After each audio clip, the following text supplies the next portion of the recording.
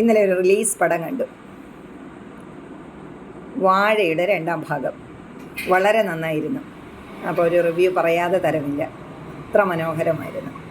അതിൻ്റെ ഓരോ ഭാഗവും, അഭിനയമായാലും തിരക്കഥയായാലും അതിൻ്റെ ക്യാമറയായാലും എല്ലാം വളരെ മെച്ചമായിരുന്നു. അടുത്ത കാലത്തൊന്നും ഇത്ര നല്ലൊരു സിനിമ കണ്ടതായിട്ട് എനിക്ക് തോന്നുന്നില്ല.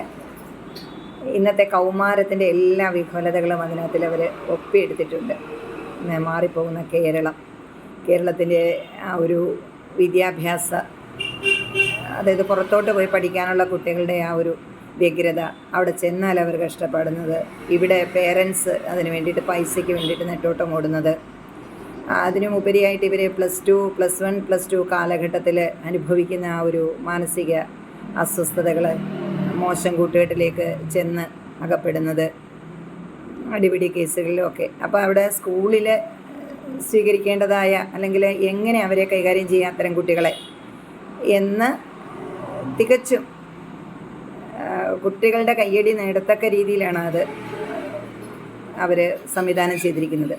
ശരിക്കും കുഞ്ഞുങ്ങളെ മനസ്സിലാക്കുന്നില്ല എന്നുള്ളതൊരു യാഥാർത്ഥ്യമാണ്.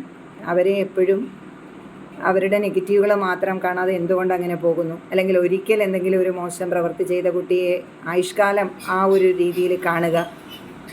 ഒരുപാട്, അതായത് പേരൻസും കുട്ടികളും ടീച്ചേഴ്സും ഒക്കെ കണ്ടിരിക്കേണ്ട ഒരു പടമാണ്. അവിടെ പോലീസ് ഓഫീസർക്ക് വലിയൊരു റോളാണ്.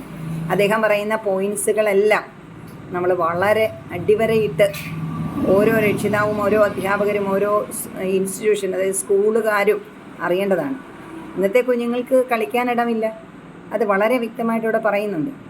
പണ്ട് കാലത്ത് ഓടിച്ചാടി നടന്നിരുന്നെങ്കിൽ അന്ന് അവനതിനുള്ള സാഹചര്യം ഉണ്ടായിരുന്നു. ഇന്നതിനുള്ള സാഹചര്യമില്ല. അപ്പോൾ അതിനുള്ള സാഹചര്യങ്ങൾ ഒരുക്കി കൊടുക്കുക, അവൻ്റെ ജീവിത രീതിയിൽ എങ്ങനെ മാറ്റം വരുത്താം, അല്ലാതെ അവനെ അപ്പാടെ വിമർശിക്കാതെ അവനെ മാറ്റിയെടുക്കാൻ നമ്മളെല്ലാവരും തയ്യാറായാൽ അവർ മാറും. പിന്നെ ഒരു വലിയ സെൻറ്റിമെൻറ്റ്സ് അതിനകത്തിലുണ്ട്, സഹോദര സ്നേഹങ്ങൾ.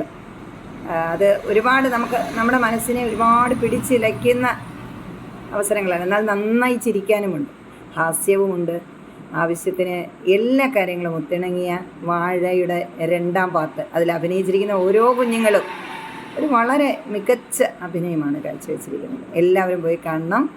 എനിക്ക് ഒരുപാട് ഇഷ്ടപ്പെട്ടു. ഓക്കെ.